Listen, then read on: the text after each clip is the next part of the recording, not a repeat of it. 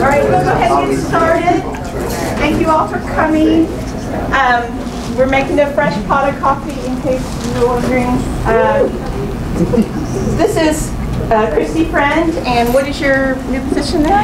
Hello, I'm Christy Friend. I'm an associate professor in the English department, and until July I was the director of first year English, and now I'm the English department's liaison to the Carolina Corps. Great. And this is Dr. Nicole Fisk as well.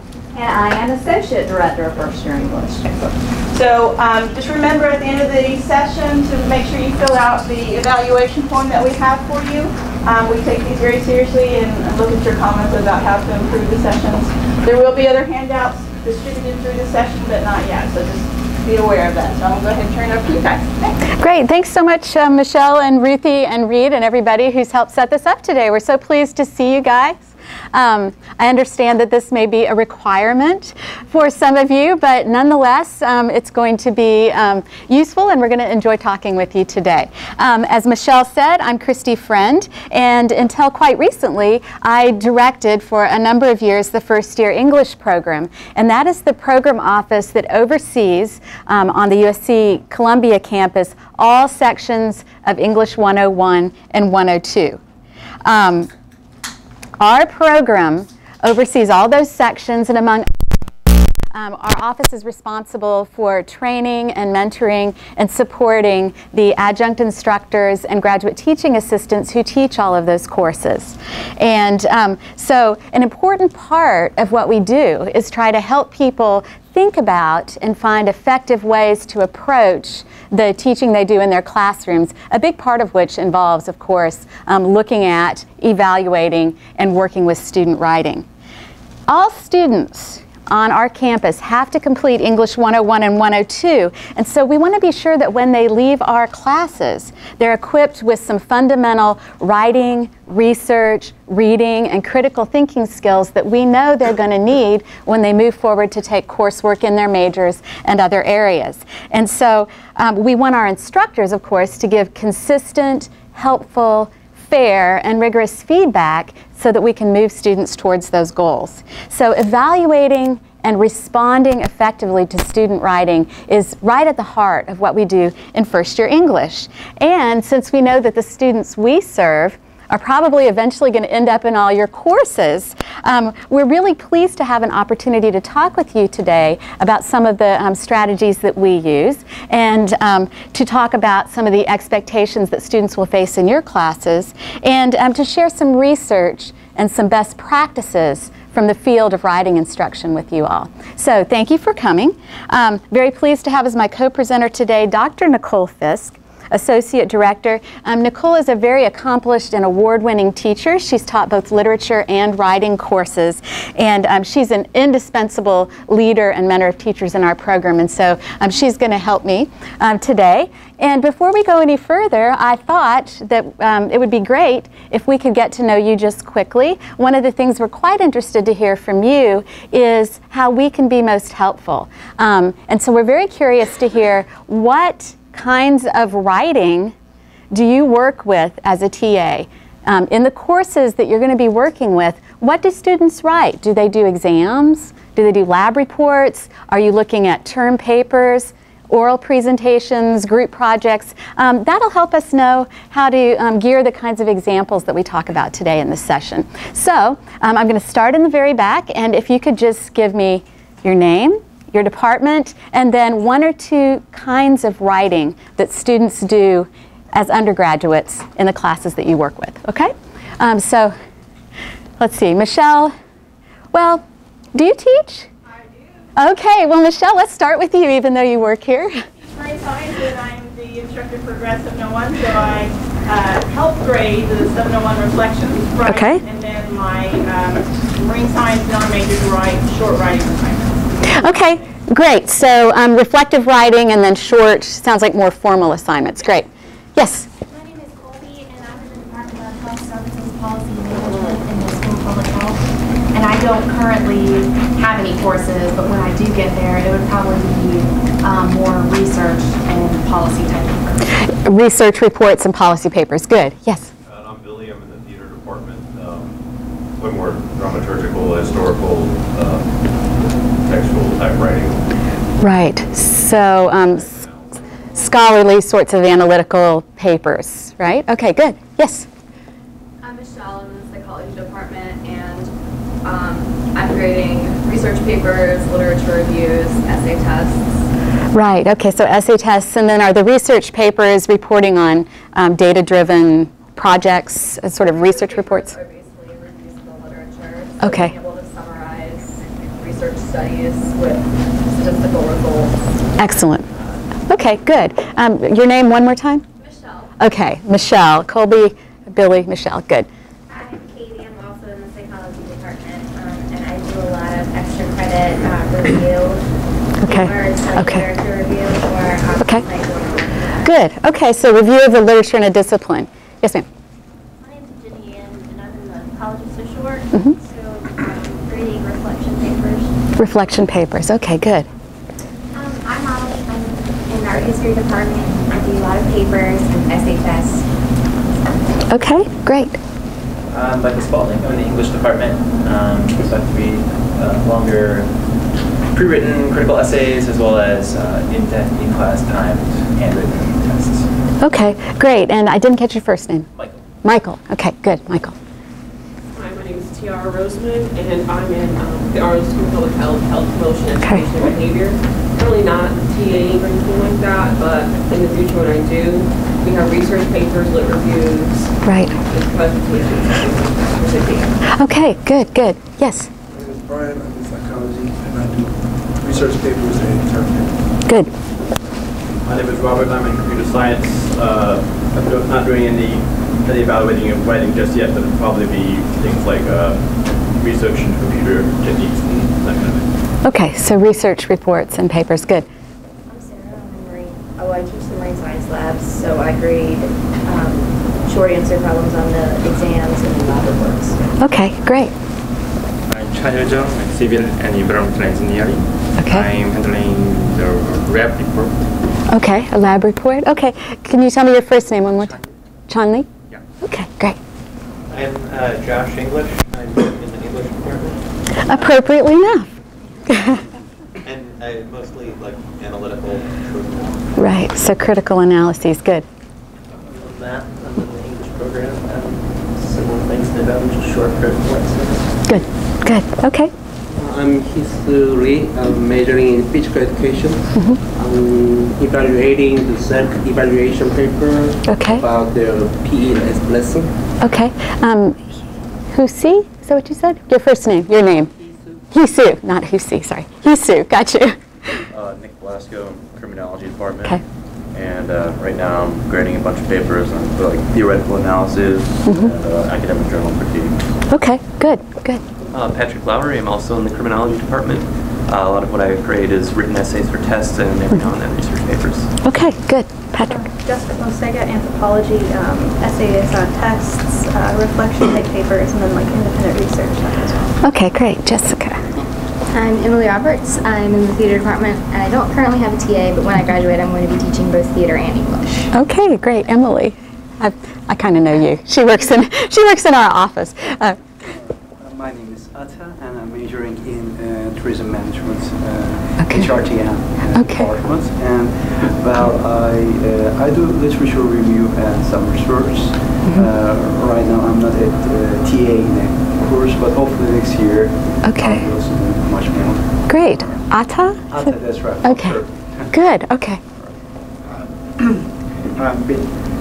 I'm in the physics department. I'm now doing some grading and printing job.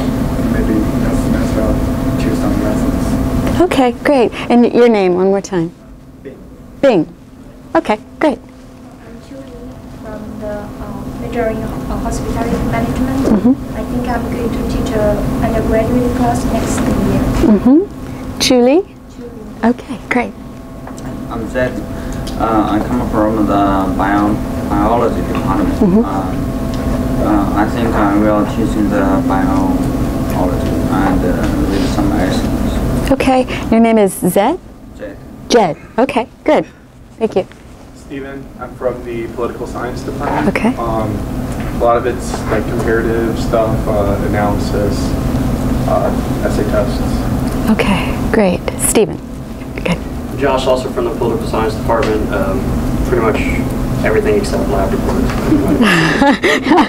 All kinds of writing, yeah. They pretty much do it all in political science. Josh, good. I'm Alyssa, also from political science, Mm-hmm. and I mostly grade commentary papers on current events and research proposals. Okay, Alyssa or Melissa? Alyssa. Okay, good. I'm TJ Dillon. I'm from the political science department. Okay. So, yeah, like you said, most everything but. Okay. TJ, is that what you said? Okay. So we have a whole row of political science, and you guys have to be experts on everything. Well, excellent. You've come to the right place. Okay, great. Well, this has been very useful because it sounds to me like as GTAs, you're going to be doing assessment of a variety of sorts of writing in your classes. And even if you haven't started yet, I think it's good to start thinking about the approaches that you're going to take when you get stacks of student writing onto your desk.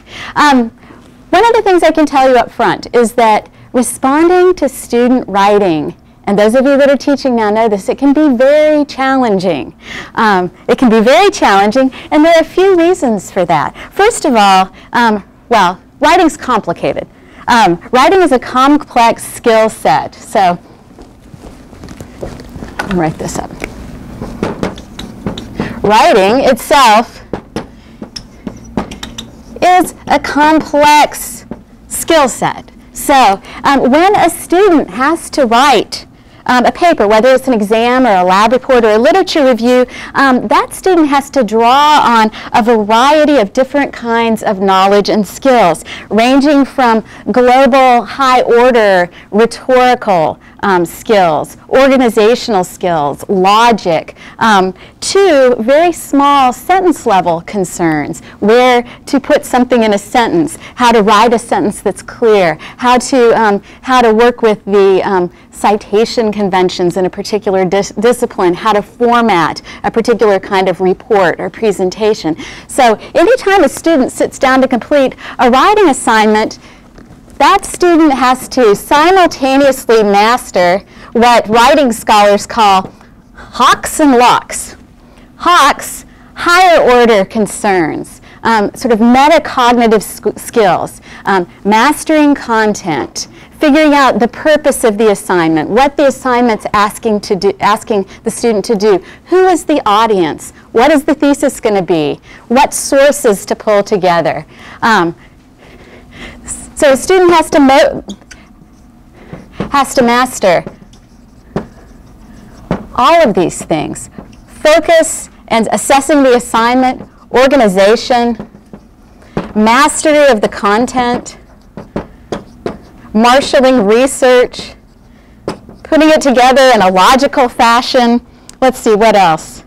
Oh yeah, development of ideas, selecting examples, equations. All of these are relatively large-scale sorts of skills that a student has to bring together to put the paper together. But then there are these more localized concerns, the locks, that have to do with things like style. If you're in the psychology department, for example, you don't want students using a lot of I in their papers. You don't want them using active verbs. They have to master the stylistic conventions of extracting themselves from the reporting of the data, and they'll be using passive verbs and this kind of thing. Citation formats, how to handle source materials in a given discipline, genre conventions. A lab report in psychology probably looks different than a lab report in physics. A critical analysis in criminal justice or political science looks different than a critical analysis of a poem. So students have to have all these bodies of knowledge that they bring to bear as well. And then you have things like grammatical correctness, mechanics, punctuation, quotation marks, that kind of thing, and concerns of clarity. And all of these skill sets and bodies of knowledge are brought to bear when the student comes to that assignment. What that means is the student has a whole complexity of issues to deal with, and as an instructor, when you get a paper that has some problems, you have to figure out where it's gone wrong, and oftentimes it's a combination of things.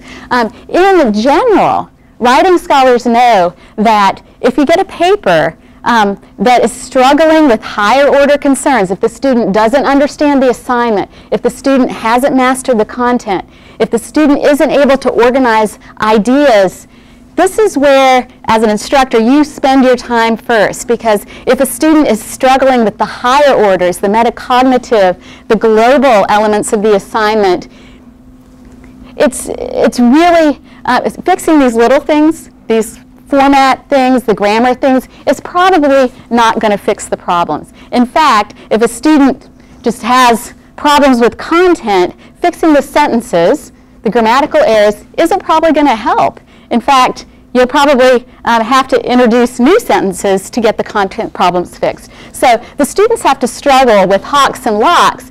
As an instructor, though, it's important to remember that the higher order aspects of the assignment and the writing are the important ones to address first when a student has problems. So writing is challenging to evaluate because it's complex. Is this my? Yeah, this is mine.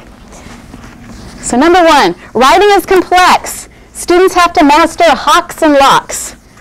Second thing that makes responding to writing complicated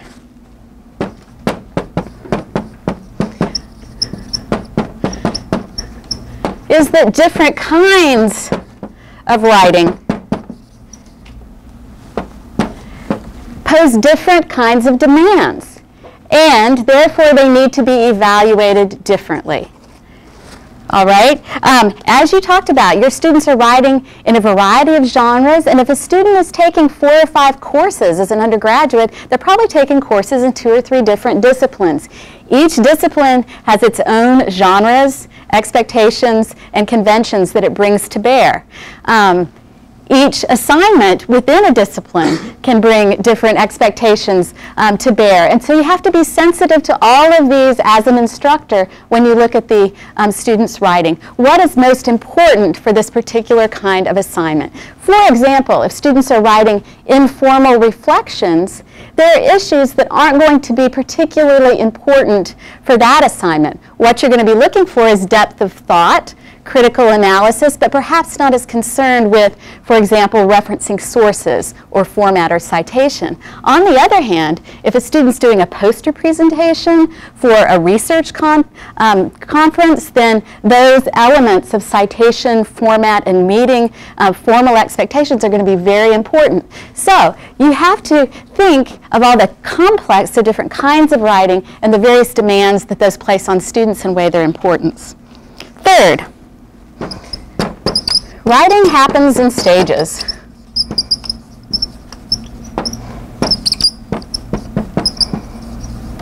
Because writing is a complex process, most writing for students is going to happen over a series of stages, and that's also very important for students to keep in mind and important for instructors to bring to bear when they evaluate student work.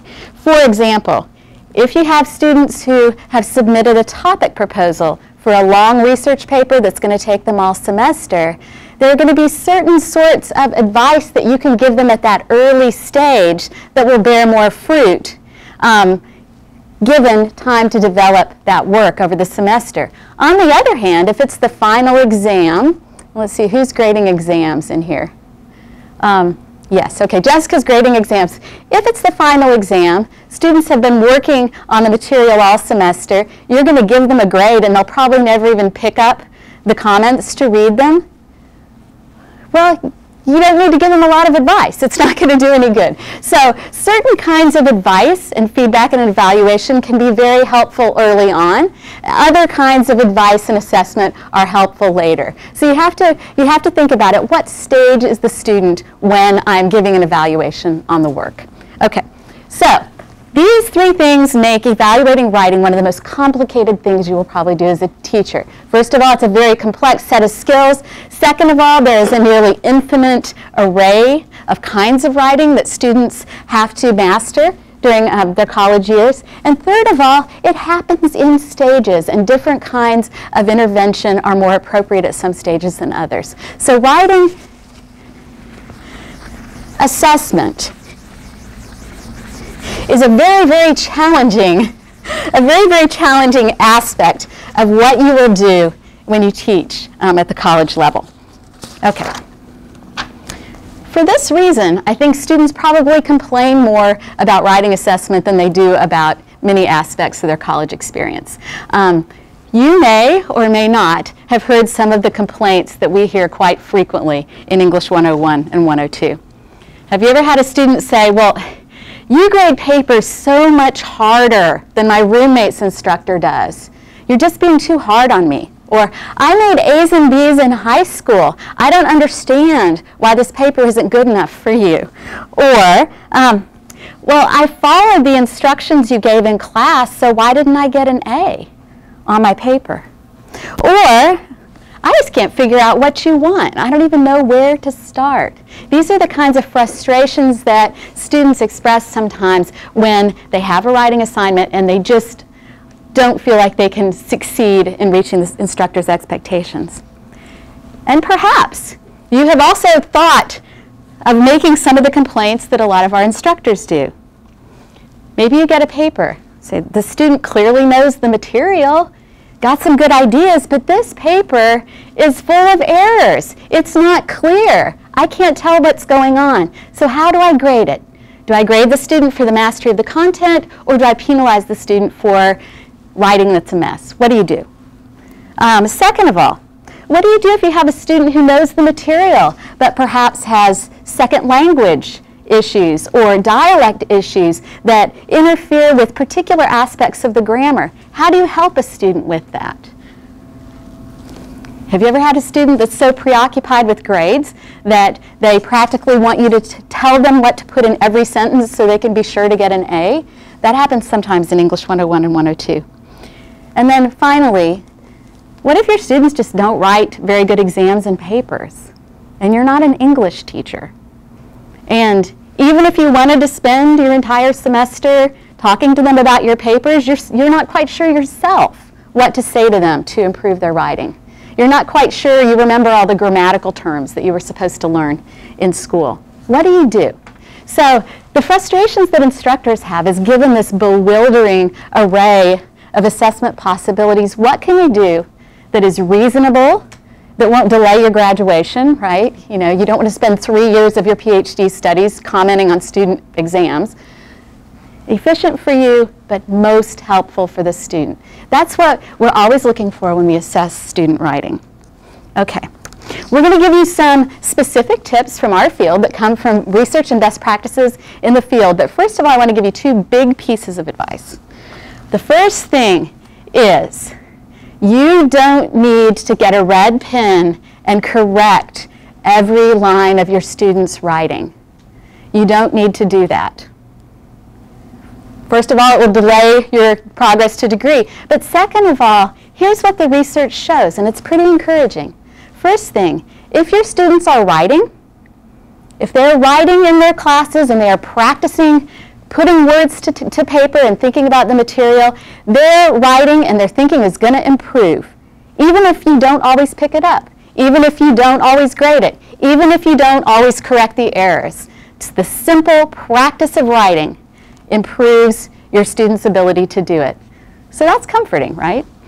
Second of all, studies show that an instructor who shows even a little bit of attention to students' writing makes a difference, because students attach great emotional importance to commentary that instructors make on their work. And what this means is that if you say even 1 or 2 appropriate, well-placed things on students' writing, students take that to heart. If you say it at the right time. If you say it after the final, they won't even pick it up. But if you say to a student, you know, you have a lot of trouble with clarity in this paper, I suggest you go to the Writing Center and work on some of these issues, the student is likely to place a great deal of importance on that. So you only need to say a few things, but students know that if you're paying attention and you give them suggestions, they're likely to attach importance to that. Second of all, when you evaluate students' work, be clear about what you're trying to achieve.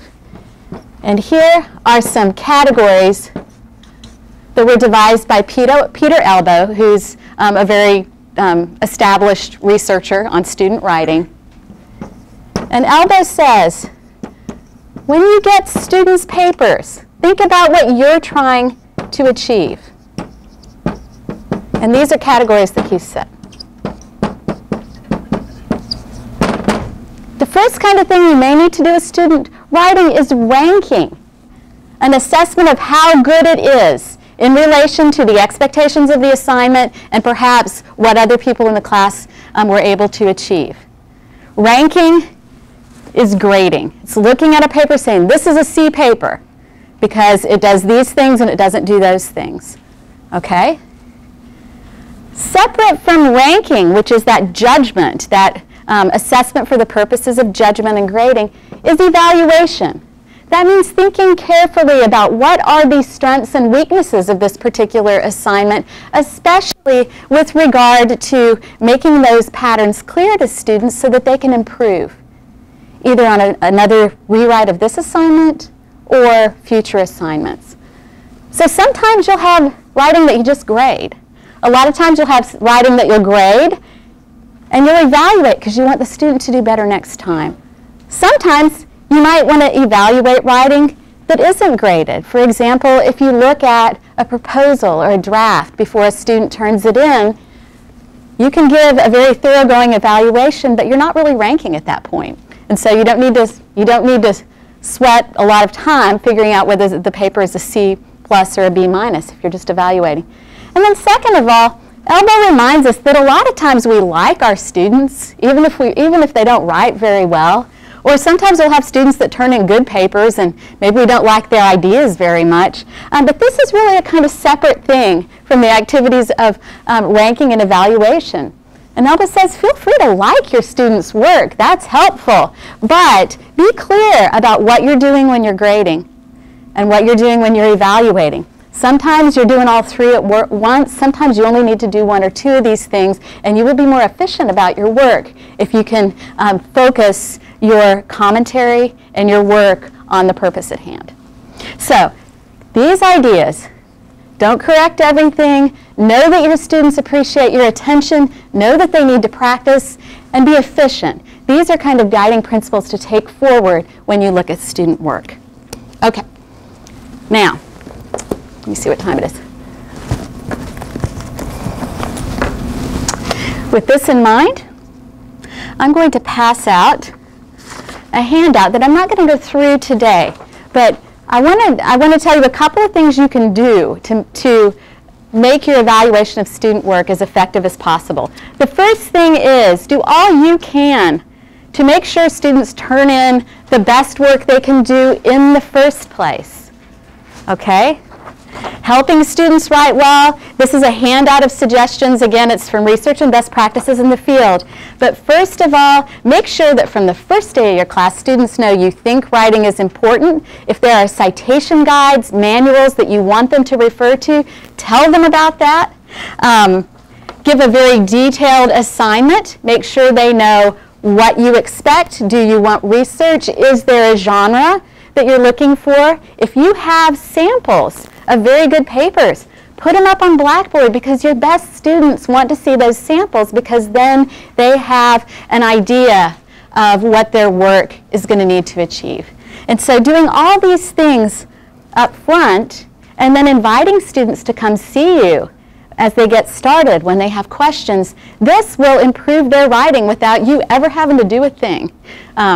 Make sure that they're prepared to do the best work they can. Second of all, as the due date for a paper approaches, it's always good to encourage students, either formally or informally, to consult with each other. Look at each other's drafts, look at each other's reports, and point out ways that their classmates can improve. And that way, they can draw on their own knowledge that they're building in the course to make sure that when you get their paper, you don't have to correct basic things that they could have done on their own if they had, had a prompt to do that. Finally, I need a magic wand. Finally, know that there is a there is a resource on this campus, and it is free, and it is open to all your students, and it is called the Writing Center, and it's in the Burns Building. And any student on this campus who is struggling with a writing assignment of any kind can make an appointment and go and get a session, a 1-hour session with a graduate student or adjunct instructor tutor for free.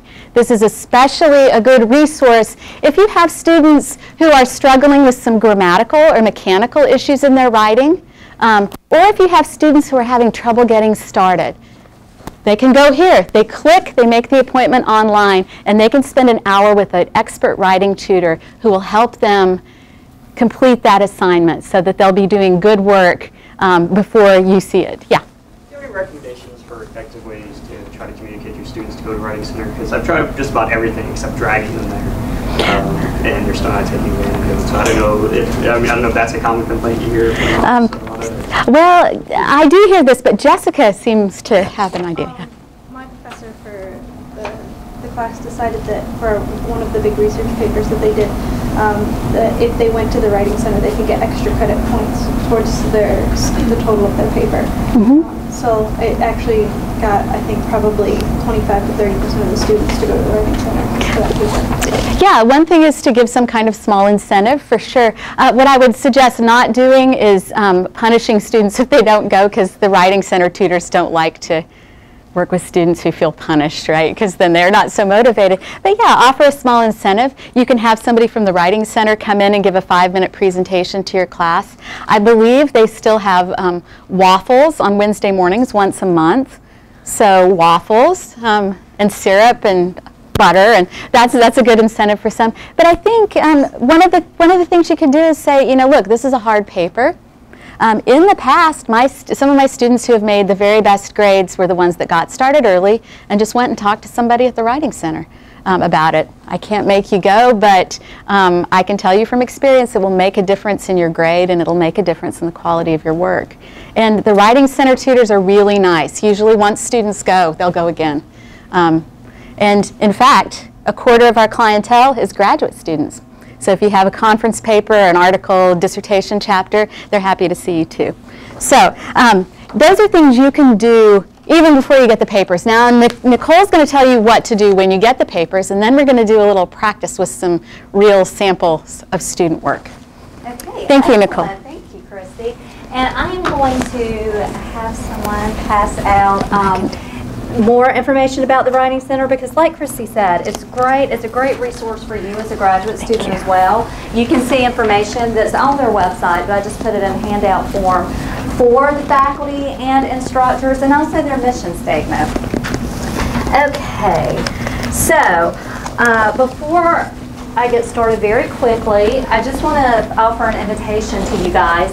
I co-teach a teaching composition class each semester, and we always have our graduate students in English read some articles on evaluating student writing. Christy's already mentioned the Peter Elbow we often assign about ranking, evaluating, and liking. Nancy Summers also has a piece.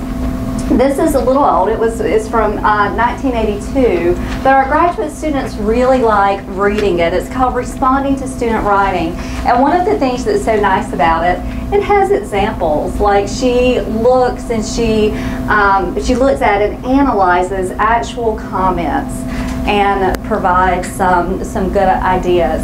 What I'm going to talk about today, though, in the interest of time, several years ago, Doug Hesse, who is the director of the Writing Center at University of Denver, came to USC and he gave a presentation about student writing. And part of that presentation was how to respond to student writing. He gave a handout entitled 13 Ways of Looking at Response to Student Writing that I've used every year since he visited this campus, and it's one of the most popular quick how-to guides that we give to our graduate students. So I'm going to go over these 13 ways with you, and some of them will be a bit of a reiteration of things that Christy's already talked about, but it's worth repeating, and there are some new things here too. So I am a board writer, so let me come over here.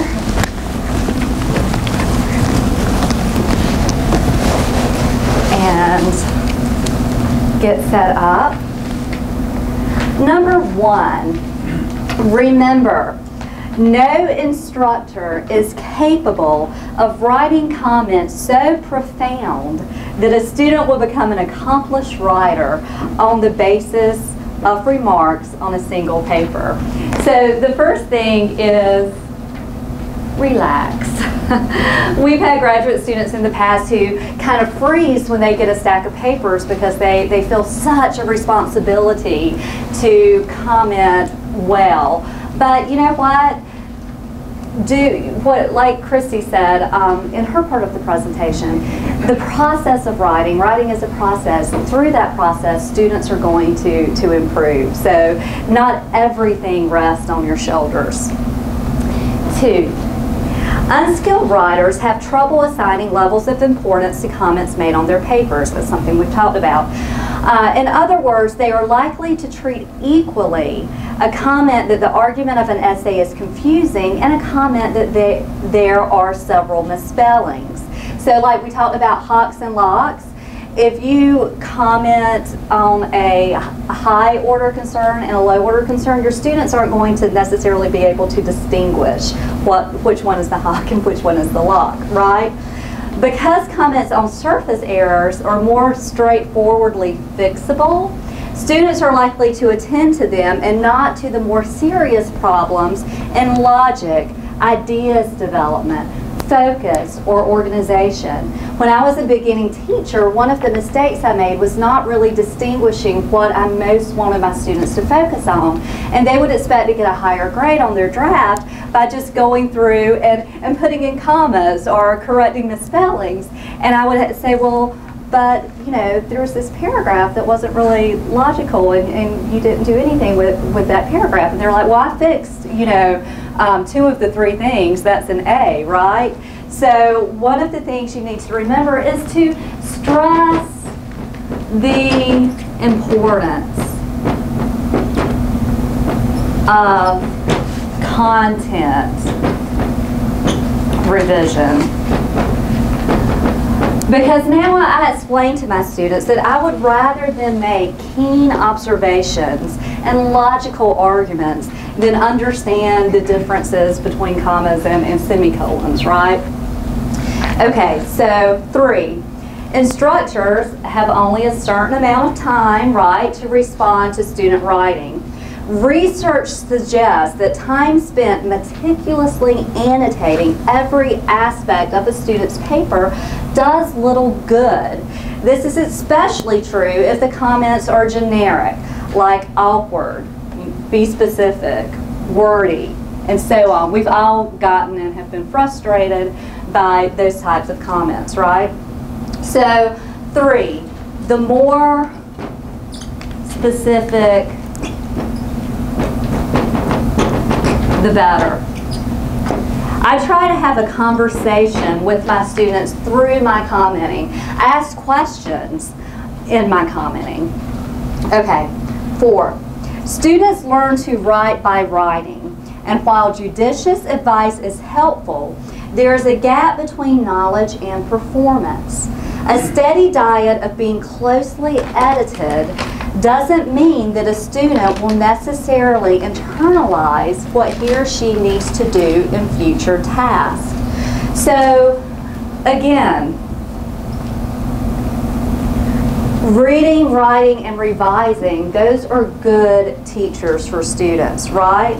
So, a steady diet of writing, stressing writing as process will help them take care of those commas and semicolons, right? Set ground rules for yourself. This is number 5, and clearly convey to students that they what they can and cannot expect from your responses. For example, tell them that your written comments will address only one main strength and one main area for improvement if that's what you plan to do. So we talked about this a little bit, but again, to reiterate, communication of expectations between instructor and students. Edit only a fraction of a paper. Why do you think that would be a good idea? Why do you think it would be a good idea in a 3 to 4 page paper to, if you're going to edit, to only edit the first paragraph? What do you think the pedagogical strategy is in that? Gives the student the opportunity to make correlate what you changed. Yeah. If you see a grammatical mistake, rather than marking the grammatical mistake in every paragraph, mark it in one and say, you know what, I noticed this throughout, so you fix the rest of these errors, and that forces them to apply rather than just doing what you told them to do. Did you have something? Yeah, the introduction should shape what comes after it. So if it's way off, then likely the rest of it's going to be way off. True. And this is what I say often to my students, we really focus on good thesis statements and good introductions, because so often if you have a really good thesis statement and introduction, that's a blueprint for your entire paper, right? Good. All right, so edit sparingly.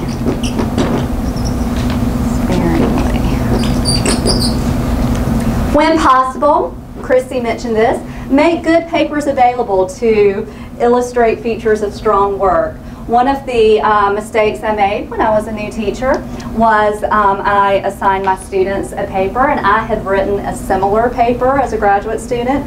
And so I said, look, here's an example that I wrote of this assignment that you're going to be tackling. And they were very discouraged because they said that they would not be able to write a paper like I did as a graduate student.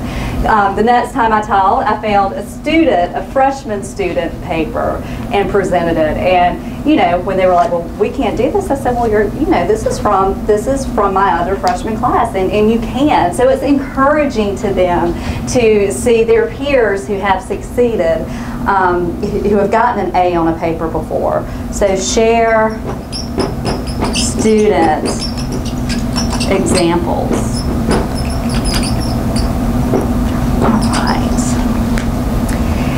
It doesn't cheapen the assignment to let students know what criteria you'll use to evaluate their work. Lay these criteria out in detail in an assignment sheet or an evaluation rubric, and return to these criteria in your comments.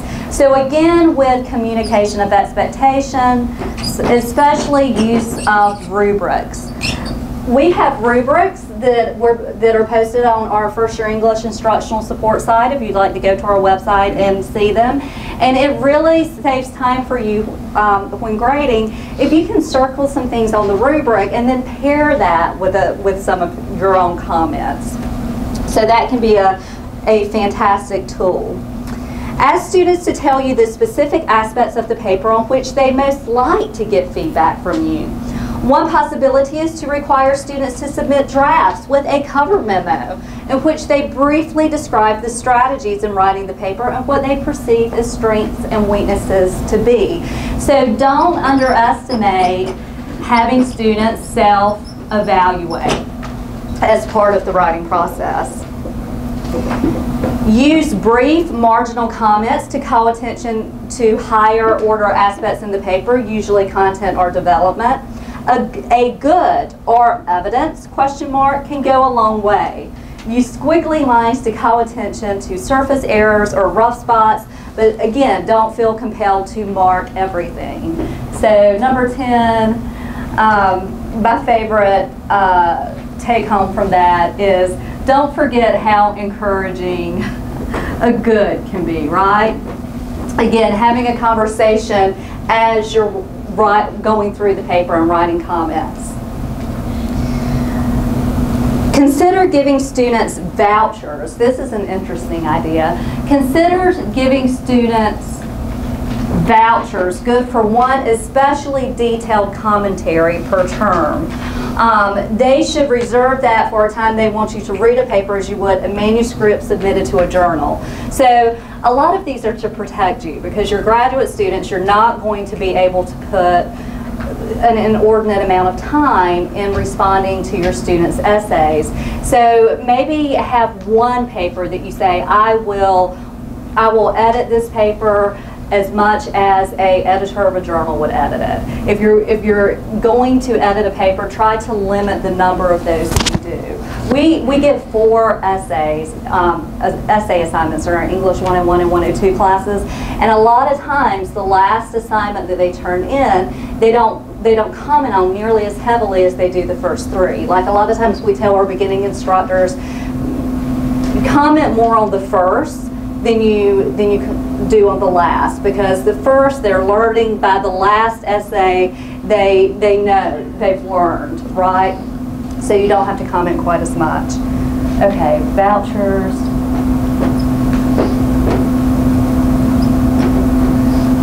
For extensive commenting. 12, remember that the comments you write carry on a conversation with the student about his or her work. Recent research suggests that comments play an important role in how students perceive their relationship with an instructor. So tone is important. Remember your tone. A good rule is don't write anything that you wouldn't say in person, right? Imagine when you're commenting on the essay that the student, you know, the sweet student who looks so young is sitting there beside you. So be careful about your tone, because your written comments, that's an extension of you as an instructor. And finally, number 13, remember that your comments model for students how to critique another writer's work. If your comments are specific, constructive, and professional, students will likely adopt these qualities when they comment on their peers' work. So you're serving as a model. So I love that number 13 is basically the golden rule. The types of comments you want your instructors to make on your papers, make those comments on your students' papers, right? I mean, use the same professionalism and the same constructive and specific nature that you want. And also, what was that movie called? Pay It Forward or whatever. What you do for your students, they're going to then do for their peers when they help their peers and do peer review and things like that. All right, well, I will turn it back over to Christy because she has some essays for us to look at now. We have copies of what Nicole just said if you would like to have them. Okay, we thought we have almost 30 minutes left, and we thought it might be instructive and fun to look at some real student papers and look at some of the comments that we might make on them and some of the observations we might have about strengths and weaknesses. Now, of course, when you teach in your own classes, you'll have a more specific framework and assignment in mind, but nonetheless, I think it can be useful and instructive to get a feel for the kinds of discourse that undergraduate students produce. So we weren't sure what you'd want to do, so we have 2 sets to look at.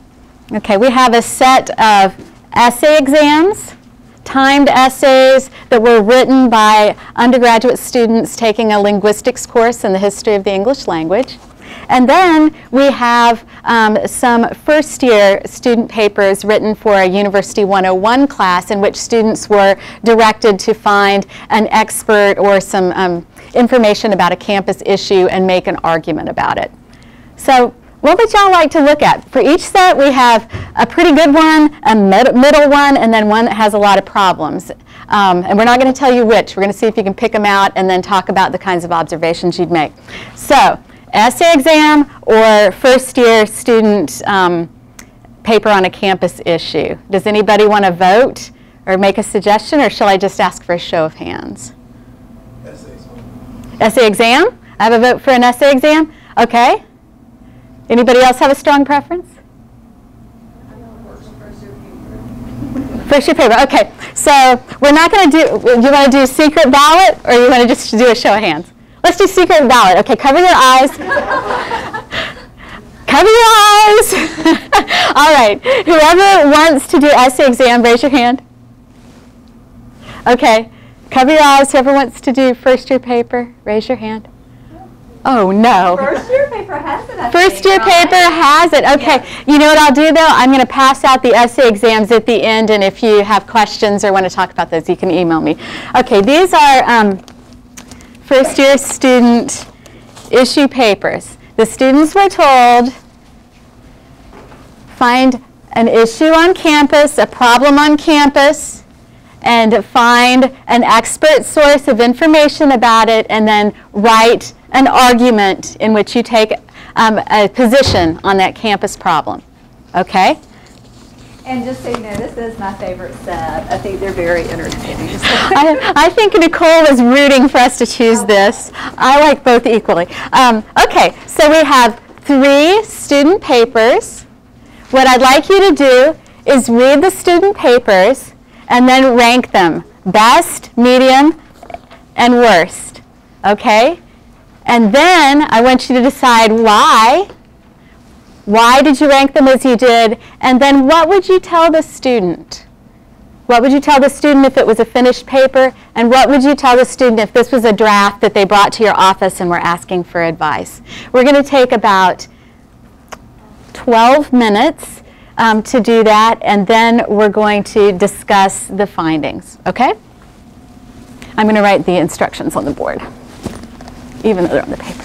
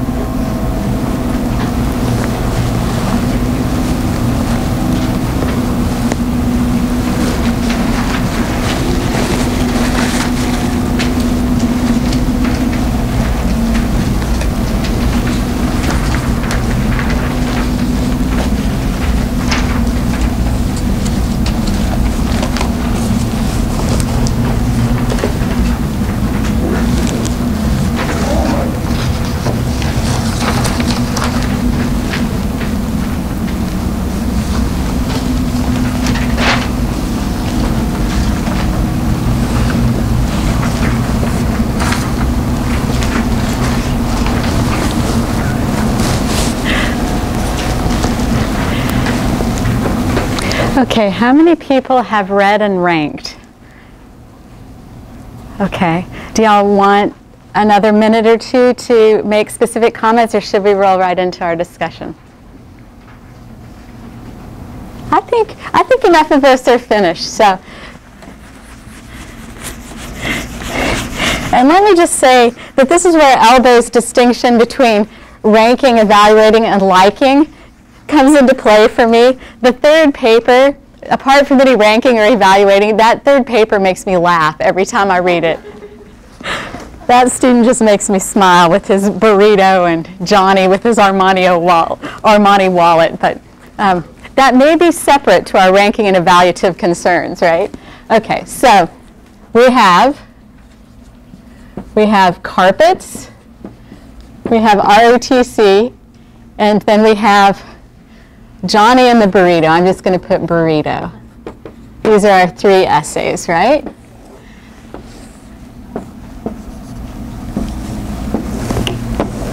Okay.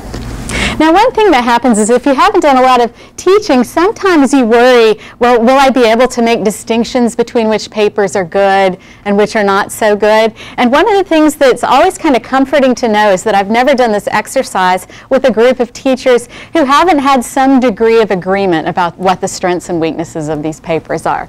So let's start with the paper on carpets. How many people said this was the best essay in the bunch? Okay, so we got 2. How many people said it was the middle paper? Okay, so that's 24. Okay, how many people said this was the worst paper? Okay, 1. All right. ROTC, how many people said this was the best paper in the bunch? That's about 18. How many people said this one was in the middle? Okay, 4. And how many people said that's the worst paper? All right. Johnny and the burrito, how many said this was the best paper? As entertained as we were, not the best paper, right? Okay. How many people said that that paper was the middle paper? Maybe? A couple? Okay. It has some virtues. And how many people said, okay, not the best? Yeah, okay. That's about 30. All right. Okay, what you should notice right away is that all of us, regardless of discipline, have a gut feeling that is fairly much in agreement about which of these papers do a reasonably good job of fulfilling a college assignment, right? We're in agreement that carpets and ROTC are pretty much doing what some of the things they need to do in this assignment, and Johnny and the burrito, not the best paper for this assignment, right? I would like to hear from somebody who thought that the carpet paper was the best paper. Let's think about some of its strengths, and then let's see if we can sort out what the hawks and locks are at play here. We have Trisha and her blueberry muffin. We have an interview with the residence hall's director. What is the argument in this paper? What is its thesis? This person is the carpet. Right. The university should not pay for students' carpet. These papers come from Seattle University, by the way. Residence halls should not pay for carpet. If students want carpet, they should get it themselves. Okay. What are some of the strengths of this paper? What does it do well? Yes? In the introduction, it tells you what their main arguments are, and then they have in each paragraph they restate the argument and expand on the reasons why that's a good argument. Right, exactly. I think that's a good point. If we're going to talk higher order concerns, I think this paper has a real focus. In the first paragraph, we find out what the issue is, what the argument's going to be, and some of the major points that are going to be covered, and then the remainder of the paper treats those points. And so this student has a good handle on focus and thesis. Other strengths of this paper? Yes? I think that Katie. they give credit to the counter argument as well. They point out the arguments for carpets and say that they are valid points, but then also give evidence why they don't think so. Yes, and why is this a strength? To point out that there are other arguments.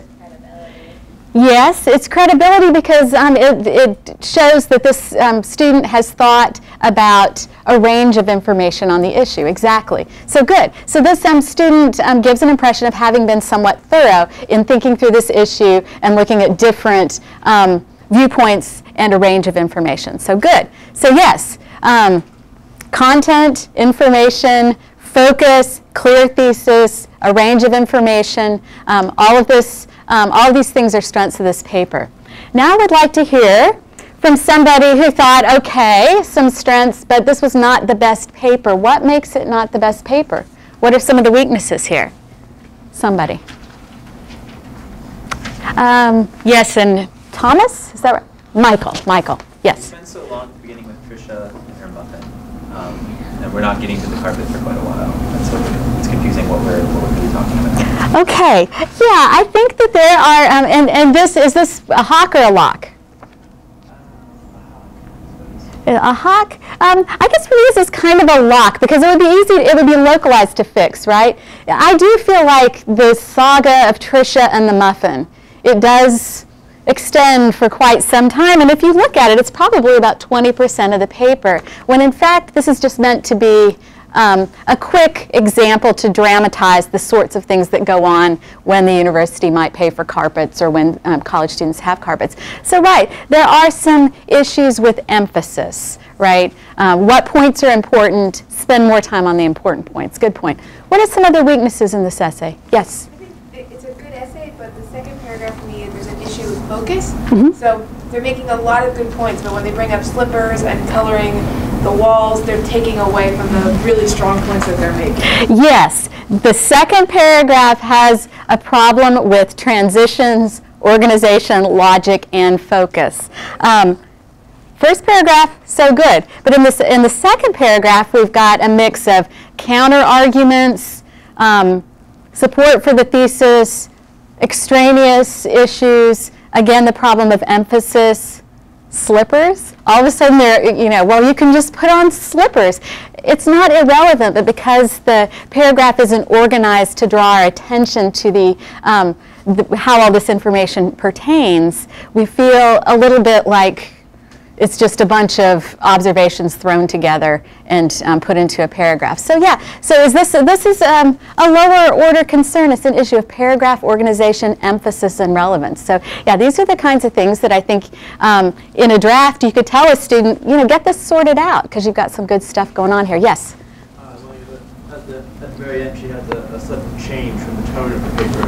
There's no soft, but the majority of the paper was fairly professional, and then the last two sentences are out. What will happen? Rates will skyrocket, right? Yeah, there's a lack of mastery of a formal academic tone, right?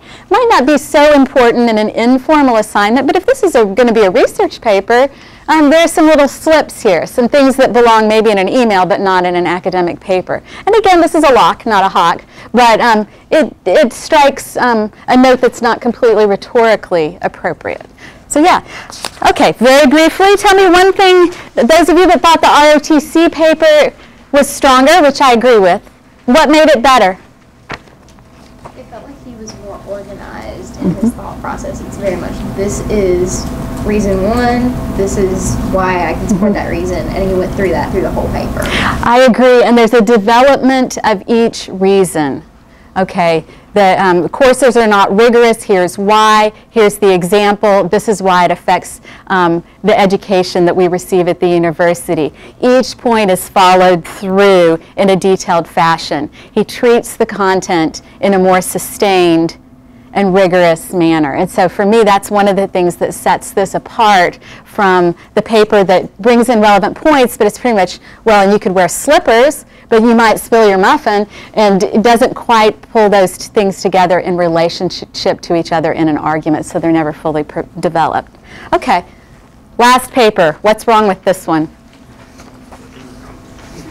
And I would kind of like this student. I mean, I think it would be fun to talk to him about this draft, but if I got this as a final draft, a final paper, I would be very unhappy. What's the matter with this?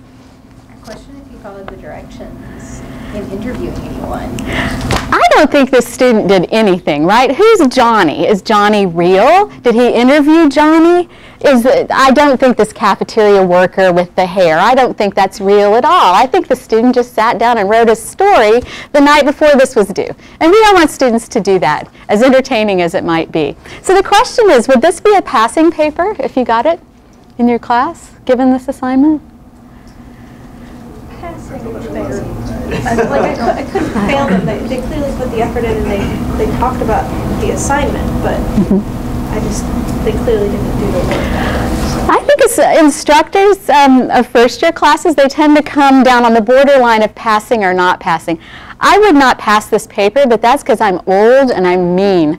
And I have seen my children sit down the night before something's due, and I have no patience for this. But I feel like this student has an idea. If this were a draft, I would say, you probably should have spent a little bit more time collecting information for this, but here are some directions you could go.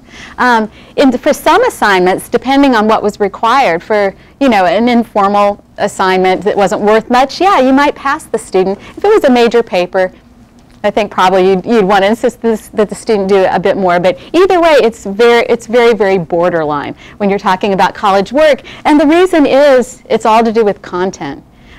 There's some good things going on here at the sentence level, which is why we smile and laugh when we read it, but in the end, it doesn't have enough substance.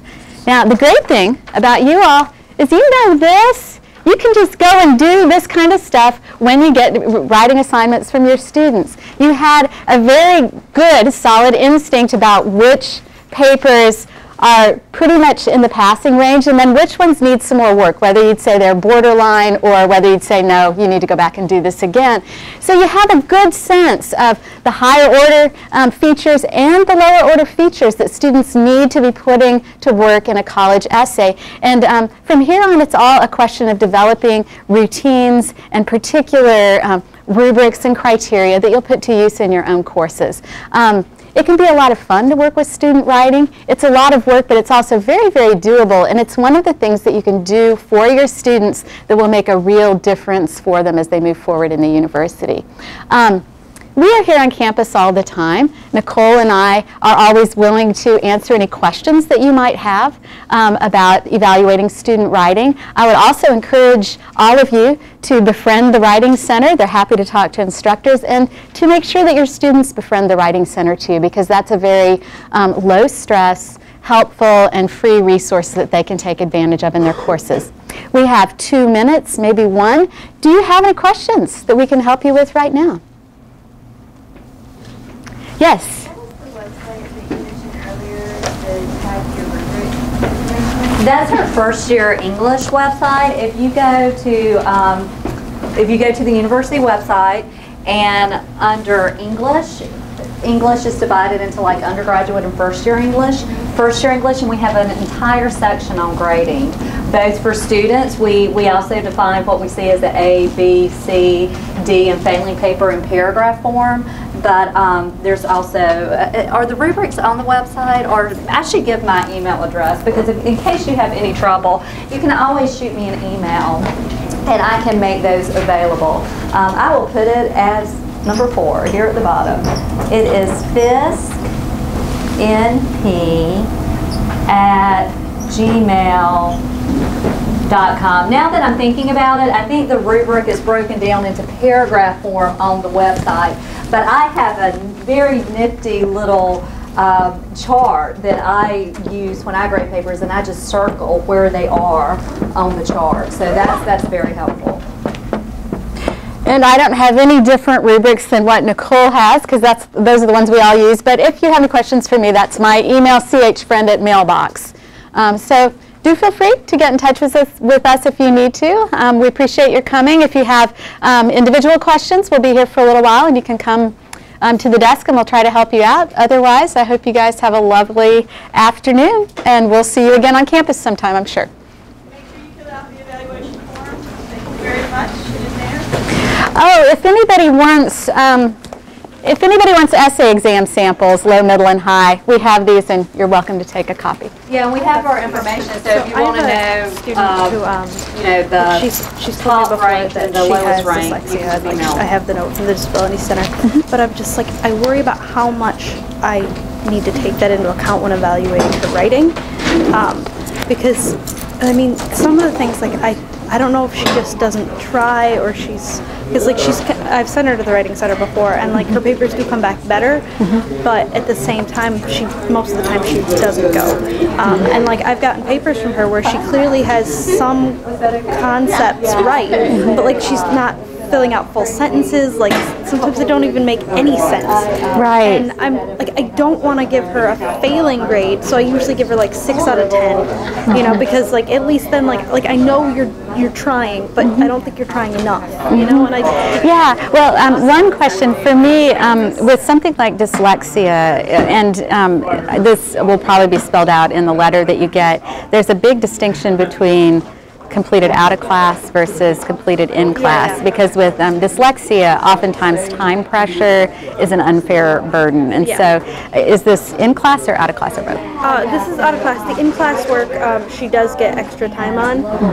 So I just feel like I'm giving her leeway that I shouldn't, because I know this, even though it doesn't say that I should on her out of class work. Right. I guess, yeah, if you called Disability Services, they would say that the accommodations that they recommend are in the letter, and if you give leeway in other areas, at some point that might become unfair to the student because she might not enjoy that leeway elsewhere.